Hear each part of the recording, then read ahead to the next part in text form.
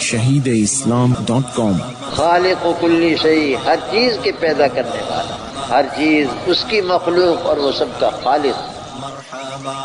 www.shahideislam.com وذريته وآل بيته كما صليت على آل إبراهيم إنك حميد مجيد. وعن أبي ذر رضي الله تعالى عنه قال كنت رديفا خلف رسول الله صلى الله عليه وسلم يوما على حمار فلما جاوزنا بيوت المدينة قال كيف بك يا أبا ذر إذا كان بالمدينة جوع تقوم عن فراشك ولا تبلغ مسجدك حتى يجهدك الجوع. قال قلت الله ورسوله أعلم. قال تعرف يا أبا ذر. قال كيف بك يا أبا ذر إذا كان بالمدينة موت يبلغ البيت العبد حتى أنه يباع القبر بالعبد. قال قلت الله ورسوله أعلم. قال تصبر يا أبا ذر. قال كيف بك يا أبا ذر إذا كان بالمدينة قتل تغمر الدماء أحجار الزيت. قال قلت الله ورسوله أعلم. قال تأتي من أنت منه. قال وقلت وألبس الصلاة. قال شاركت القوم إذن. قلت فكيف أصنع يا رسول الله. قال إن خشيت أن يبهرك شعاع السيف فألق ناحية ثوبك على وجهك ليبوء باسمي واسمك واسمه. رواه أبو داود. وعن عبد الله بن عمرو بن العاص رضي الله تعالى عنهما أن النبي صلى الله عليه وسلم قال كيف بك إذا أبقيت في حصارة من الناس مرجت عهودهم وأماناتهم واختلفوا فكانوا هكذا وشبك بين أصابعه.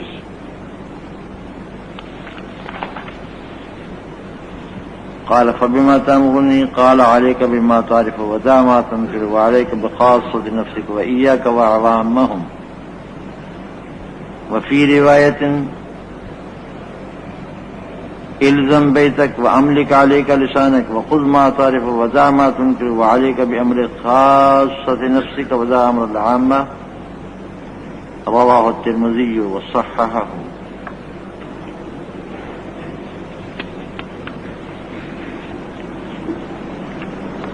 حضرت ابو ذر رضی اللہ تعالیٰ عنہ سے روایت ہے، وہ فرماتے ہیں کہ میں حضرت صلی اللہ علیہ وسلم کے پیچھے سوار تھا ایک دن دراز گوش پر، تو جب ہم مدینے کے مکانات سے نکل گئے فرمایا تیری کیا حالت ہوگی ابو ذر جب مدینے میں بھوک ہوگی، تم اپنے بستر سے اٹھو گے اور اپنی مسجد تک نہیں پہنچ سکو گے یہاں تک کہ بھوک تمہیں مشقت میں ڈال دے گی۔ میں نے کہا اللہ اور اس کا رسول زیادہ بہتر جانتے ہیں۔ فرمایا عفت اختیار کرنا ہے ابو ذر۔ فرمایا تمہاری کیا حالت ہوگی ابو ذر جبکہ مدینہ میں موت واقع ہوگی، اس قدر کے مکان غلام کی قیمت کو پہنچ جائے گا، یہاں تک کہ قبر غلام کے بدلے میں بکے گی۔ میں نے کہا اللہ اور اس کا رسول زیادہ بہتر جانتے ہیں۔ فرمایا صبر کرنا ابو ذر۔ پھر میں تمہاری کیا حالت ہوگی ابو ذر جبکہ مدینے میں قتل ہوگا، ایسا قتل کہ خون ڈھانک لیں گے احجار الزیت کو۔ میں نے کہا اللہ اور اللہ کا رسول بہتر جانتے ہیں۔ فرمایا جس قبیلے کے تم ہو وہاں چلے جانا۔ میں نے کہا ہتھیار بھی پہن لوں؟ فرمایا پھر تم اس وقت تب تو تم اس قوم کے ساتھ شریک ہو گئے۔ میں نے کہا پھر کیسے کروں یا رسول اللہ؟ فرمایا اگر تجھے یہ اندیشہ ہو کہ غالب آ جائے گی تجھ پر تلوار کی چمک تو اپنے کپڑے کا کنارہ اپنے منہ پر ڈال لینا تاکہ وہ تیرے گناہ کو اور اپنے گناہ کو لے کر لوٹے. یہ ابو داؤد کی روایت ہے. حضرت عبداللہ ابن عامر ابن عاص رضی اللہ تعالیٰ عنہ فرماتے ہیں کہ نبی کریم صلی اللہ علیہ وسلم نے فرمایا تمہاری کیا حالت ہوگی جب تم باقی رکھے جاؤ گے لوگوں کی تلچھٹ میں جن کے عہد ٹوٹے ہوئے ہوں گے اور ان کی امانتیں، اور وہ اس طرح اختلاف کریں گے پس ایسے گتھم گتھا ہو جائیں گے اور آپ نے انگلیوں میں انگلیاں ڈالی. میں نے کہا آپ مجھے کیا حکم فرماتے ہیں؟ فرمایا جس چیز کو تو نیکی سمجھتا ہے اس کو لازم پکڑ، جس کو برائی سمجھتا ہے اس کو چھوڑ دے، اور خاص اپنی ذات کو اپنے اوپر لازم پکڑ، اور عوام سے کنارے کشی کر.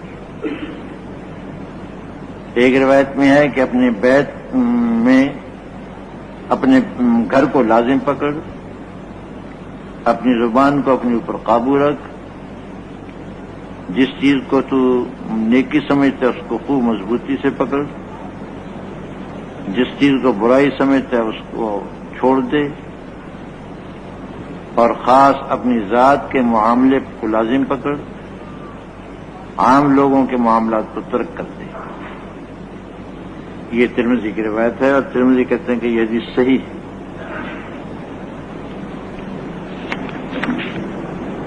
پہلی حدیث میں حضرت ابو ذر رضی اللہ تعالیٰ عنہ فرماتے ہیں کہ رسول اللہ صلی اللہ علیہ وسلم کے حمار پر میں آپ کے پیچھے سوار تھا. مدینے سے باہر نکل گئے تو مجھ سے فرمایا کہ ابو ذر اس وقت تمہارا کیا حال ہوگا جب مدینے میں بھوک پڑے گی، ایسی بھوک ہوگی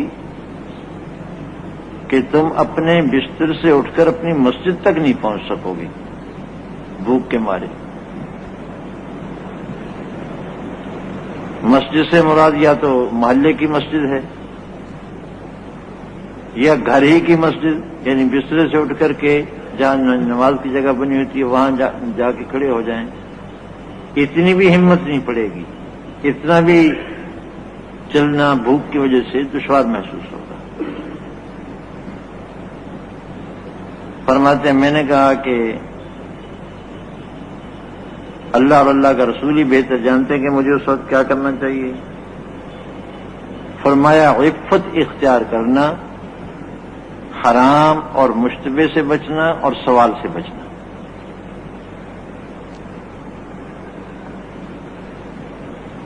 پھر فرمایا کہ اس وقت تمہاری کیا حالت ہوگی جبکہ مدینے میں مری پڑے گی. اتنی موتیں واقع ہوں گی کہ ایک مکان ایک غلام کی قیمت کو پہنچ جائے گا.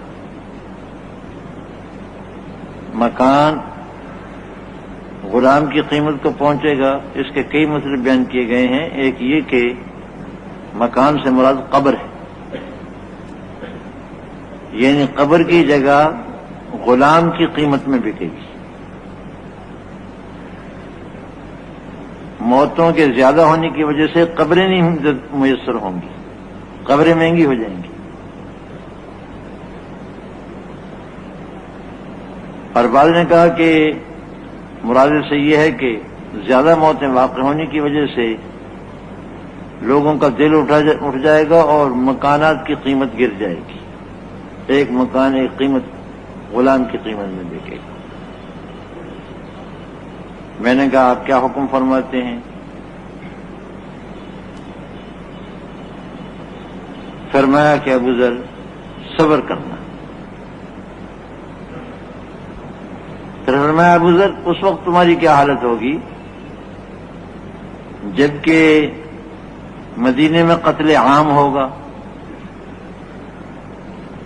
یہاں تک کہ خون بہ کر احجار الزیت ایک مدینے کے قریب جگہ تھی وہاں تک پہنچ جائیں گے، جس کو محاورے کی زبان میں کہتے ہیں خون کی ندیاں بہ جائیں گی۔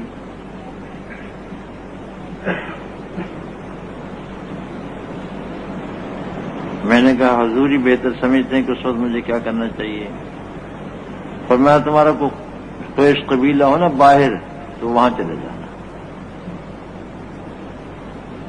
میں نے کہا ہتھیار بھی لے لوں ساتھ؟ فرمایا تم نے بھی ہتھیار پکڑ لیا پھر تو تم ان کے ساتھ ہی شریک ہو گئے، جیسا گناہ ان کو ہوا ویسے تمہیں ہوگا، ہتھیار نہیں، بغیر ہتھیار کے۔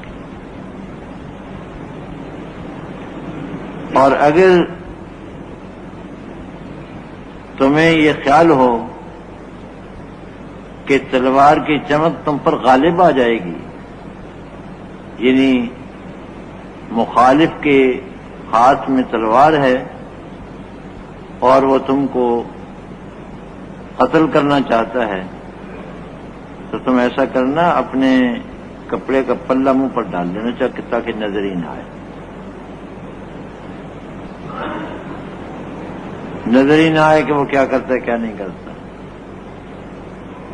اب مطلب یہ کہ ہاتھ پاؤں سے بھی مدافعت نہ کرنا،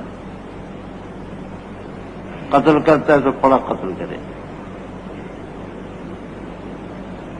تاکہ وہ تمہارا گناہ اور اپنا گناہ لے کر کے سمیٹ کر کے لے جائے۔ چنانچہ یہ تینوں واقعات مدینے میں واقع ہوئے جیسا کہ رسول اللہ صلی اللہ علیہ وسلم نے فرمایا۔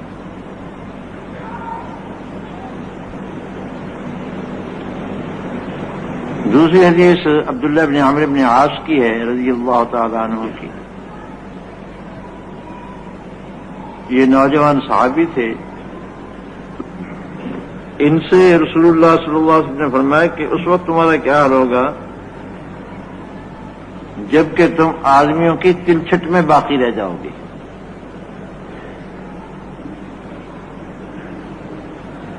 حصالہ کا لفظ ہے اور حصالہ کہتے ہیں کہ کھجوروں کا ڈھیر ہو، اس میں سے اچھی اچھی چیزیں چن چن کر لوگ کھاتے رہیں اور پیچھے ردی قسم کی چیزیں رہ جائیں۔ www.shahideislam.com اسی طرح اور تمام چیزوں میں اچھے اچھے دانوں کا انتخاب کر لیا جائے اور پیچھے ردی مال رہ جائے، اس کو حصالہ کہا کرتے ہیں۔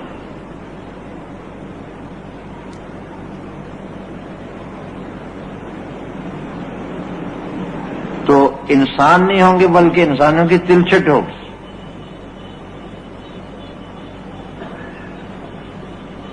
اور ان کے عہد اور ان کی امانتیں گڑبڑ ہوں گی، مرجت عہودہم و اماناتہم،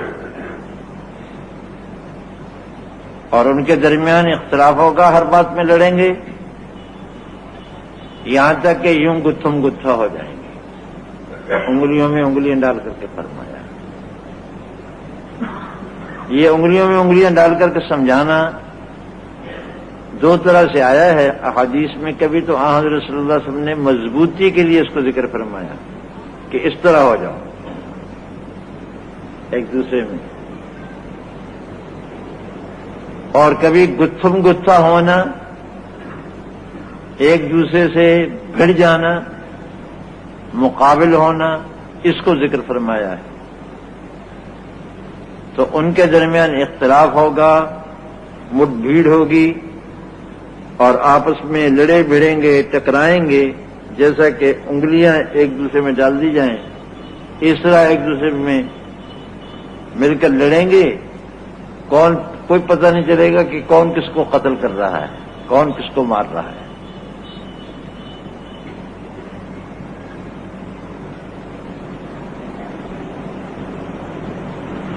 عبداللہ ابن عامر فرماتے ہیں کہ میں نے عرض کیا یا رسول اللہ پھر آپ مجھے کیا حکم فرماتے ہیں اس صورتحال کے بارے میں؟ فرمایا جن چیزوں کو نیکی سمجھتے ہو ان کی پابندی کرنا، جن چیزوں کو برائی سمجھتے ہو ان سے بچنا، اپنی ذات کی فکر کرنا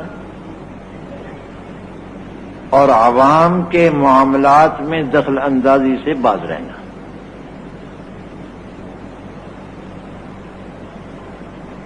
ایک دوسری روایت میں ہے کہ اپنے گھر کی ٹاٹ بن جانا، گھر سے باہر نہ نکلنا، اور اپنی زبان کو قابو میں رکھنا کہ کسی کے بارے میں کچھ کہتے ہی نہیں، خاموشی۔ جو نیکی ہے اس کو لازم پکڑنا، برائی سے کو چھوڑ دینا، اس سے بچتے رہنا،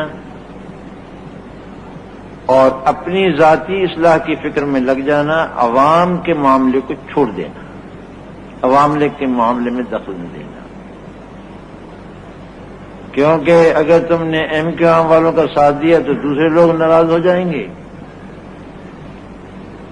اور ذرا ایک لفظ دوسروں کی حمایت میں نکل گیا تو ایم کیو ایم والے ناراض ہو جائیں گے۔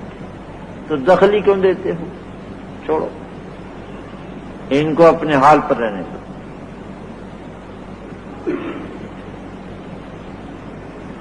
یہ لڑائی، یہ جھگڑا، اس کی طرح اشارہ فرمایا حصالت من الناس، انسان نہیں، انسانوں کی تلچھٹ باقی ہے۔ اس لیے کہ انسانوں میں اخلاق ہوتے ہیں، انسانی اخلاق ہوتے ہیں، بلند نظری ہوتی ہے، ایثار ہوتا ہے، مروت ہوتی ہے، اپنا نقصان برداشت کر کے دوسروں کو فائدہ پہنچانا، الفت ہوتی ہے، محبت ہوتی ہے، یہ انسانی اخلاق ہیں۔ اور جن انسانوں سے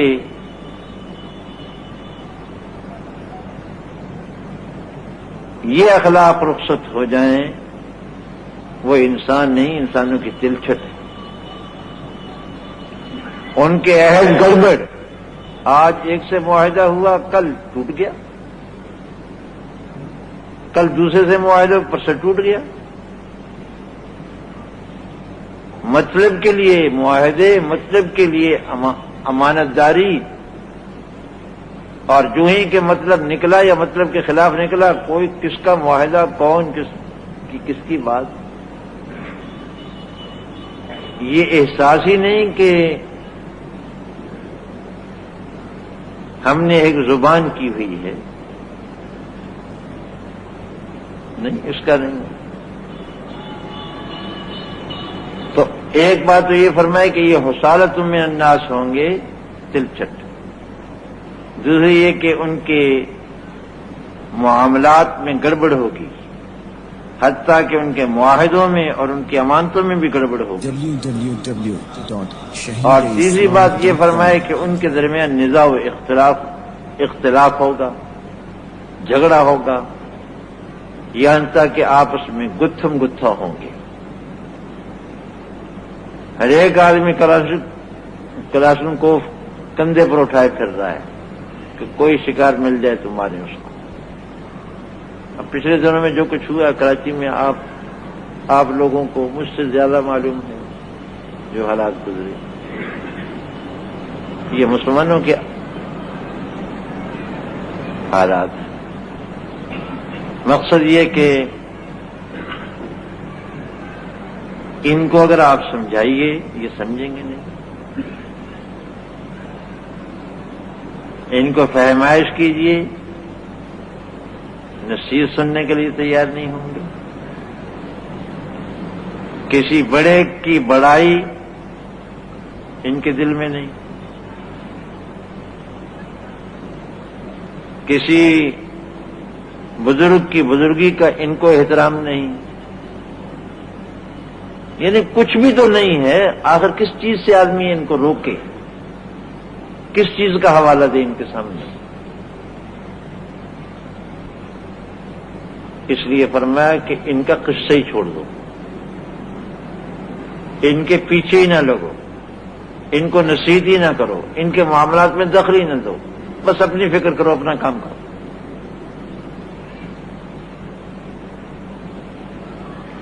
اور یہی وہ بات تھی جو اس سے پہلی حدیث میں آ چکی ہے، اعتزل فرق کلھا، تمام پارٹیوں اور تمام فرقوں سے الگ تھلگ رہو۔ سبحان اللہ۔